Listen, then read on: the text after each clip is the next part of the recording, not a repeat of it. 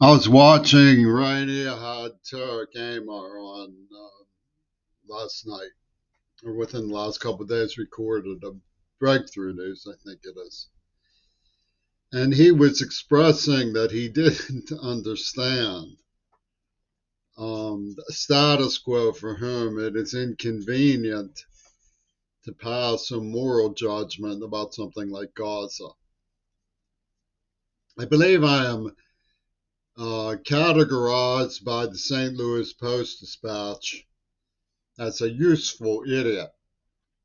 Rather than express my opinion, I propose to tell something of a story where the facts are established that might be helpful and useful in comprehending the quandary that Tarek Amar raised and sought to bring to the attention of people who might be helpful. He was genuinely lost on the problem. You see, the community college I came from in Pittsburgh used to ask me quasi sincerely, I was part of the community, what I proposed to do for the future of the college. And I said, I think we should build a greenhouse and start eco studies. And they were like, oh, poor little Jimmy, forever the Aquarian. You know, Gore was basically chased off by the mayor of Pittsburgh when he came around talking about ecology. The rivers were such sludge when I was growing up that it was horrifying. If nature can recover, it should be allowed to, and the problem of population density has to do with quality of life on a viable poverty level. I think that's what the crowning elite are so intimidated by, is the idea that a high quality of life can be achieved with a minimum drain on the overall ecological system for large numbers of people without needing to resort to genocide because of our consumer fetishes hangover from the 50s. Well, when I would, there was a book that came out called Ending Hunger because it was in sight. The Hunger Project believed that we could end hunger by the turn of the century. This was in the 1980s. And a young Republican came up, and I wanted to share with her. The pictures were absolutely beautiful. You know, I've read Ayn Rand, and one of the things Ayn Rand says is the ability to see something that's beautiful and recognize it for its beauty. Well, this young Republican was probably all full of Ayn Rand's gobbledygook. And when I showed her these beautiful pictures, she ran for it because it said ending hunger. And that's some kind of taboo. The pictures were beautiful. Frankly, I think the idea of ending hunger is beautiful. You know, one of the reasons why population even gets out of control is because of infant mortality. Women have to have more children because they're the safety net that they live to. Well, when I went to a Republican gathering where Bill Buckley was talking, I asked him to express his opinions and differences with Ayn Rand. And everybody seemed sort of surprised to discover that he didn't like her. So when the Republicans of Pitt start mauling about Iran Contra being brilliant and taking you by summons to the Piranha Bowl to do worship, and the Fernhalder Bridge collapses and Schulman turns out to be stealing from museums, you should keep in mind that they don't know what they're talking about. The really very serious Wonder Boys. One of them showed up with a SS lightning bolt outfit at the Pitt News party, and this seems to be sort of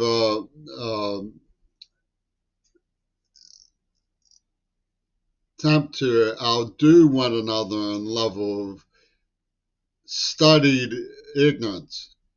You know, we know you hate it, so we're going to do it. So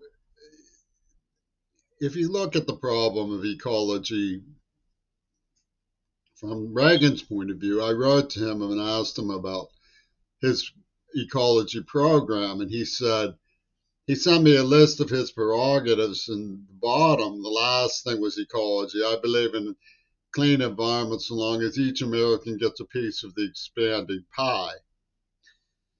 And his Secretary of the Interior, who was selling off lands, um, used to say, we don't even know when Jesus is coming back. So the inconvenience of speaking out against Gaza has a great deal to do with this worship of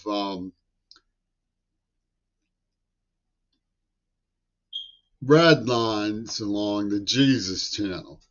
I consider it very likely the reason why I was terrorized with asbestos was because I was saying Weezo instead of Jesus. I consider it very likely. Now, elite ecology architect knew that I was studying Buckminster Fuller and got me involved with Carnegie Mellon University. And he sounded out an architect called Artec, which is part of the community college in WQED. Duvall at the community college said he knew that Bush started AIDS and supported him for it. Well, Artec was clearly involved with the people who laced the nerve agent into the potion that was forced on me as a child that left me with a facial nerve injury and deaf. And he built Salk Research Labs in the Indian Parliament. He built Salk, he calls it Artec. He built Salk Research Labs with Jonas Salk with Louis Kahn, who was Louis Kahn was a Holocaust survivor with the initials LK. I was locked in a house from the inside with the man who kidnapped and gassed me, named Casper, at a place called Leslie Park, the house of Don Kohler, like Don Kohler, Don Dimerman, because they were preying on the neuroplasm to use the Midori's Pussy Whip as a UN drama school production about virginity. And Milnes and Ostro, Don Ostro, the pedo, who really roughed me up, broke my sister's ribs and so on, were the only two people who had the song about see her walking whitely as though she really was a virgin. You can almost hear the buzzing of the hive. So the whole idea of like some sort of celestial summons to the piranha tank over the battle for virgins seems to be an override of against ecology concerns, against common sense, against decency and dignity. If we could agree, for example, that unwanted contact was an infringement, if we all agreed to that, we would have an end to a lot of forms of violence and brutality. We all should just agree not to engage in unwanted contact. It doesn't seem that hard. As part of an educational process, it does not seem that hard to do, to explain why that's important. And we should ration fossil fuels and make a transition and teach ecology. The way it is now, people are terrorized. Anything unknown will hurt them because they don't know anything. We have experts who, instead of learning how to teach so that people understand what's harmful and what's not harmful, prefer to gaslight, which means cause trauma, to terrorize, to scare people. And this gives them some sort of vicious dominance.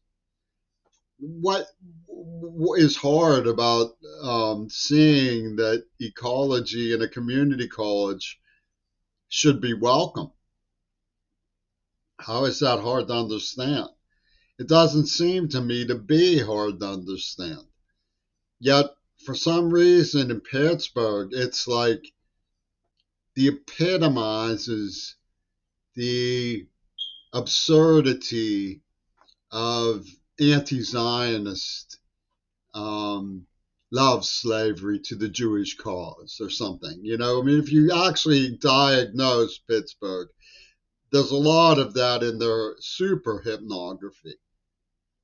You know, when I testified against John Schulman to the post office because I believed he had fraudulently collected on the loss of what he claimed was a rare book, they basically ran me out of Pittsburgh as questioning my betters. The ruthless, weird slander that Sean Brooks and Schulman put together with Amanda Harcourt for Yoko Ono to this day terrorizes me. It's the basis of all of the homelessness, the fact I ended up in Tacoma, the fact I was screaming at trauma and horror and vomiting and seizures, the fact that I was castrated, all comes from Robert Fripp's dizzy idea that Leslie Katz's virginity proves that I raped her. He's dizzy with the idea. She says no. She says that's not true. Her mother says no. Her mother says that's not true. Her father says no. Her father says no, that's not true. But Fripp says, my spinner beanie tells me everything, and I'm a prophet of Allah. And he gets away with it. When I went down to Claremont, I took them Artek Tony's stuff because I thought he was associated with Buckminster Fuller.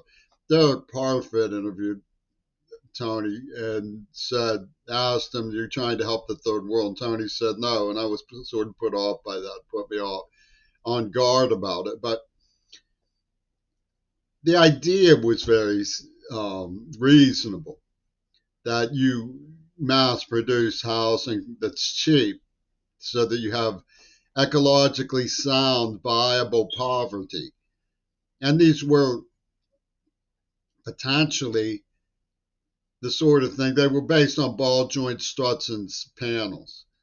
And potentially, that sort of system has potential to be climate resilient. I'm very interested in climate resilient shade structures to give relief against parching sunlight to cattle and people. I believe that ramps to high ground and flood zones are called for because of the elderly. These are not Satanism. Twisted Ankle Louie thinks anything that moves, which isn't ordained by Pope Carl, is Satanism. And he believes that very devoutly. Only a few people are like that. But the problem is that there's a widespread culture of people who use the few people like that as a reference base for the feedback loop of what they consider convenient and inconvenient to pursue. So they say to themselves, well, if we protest atrocity in Gaza, that'll cause Louis to twist his ankle, so we better not do that.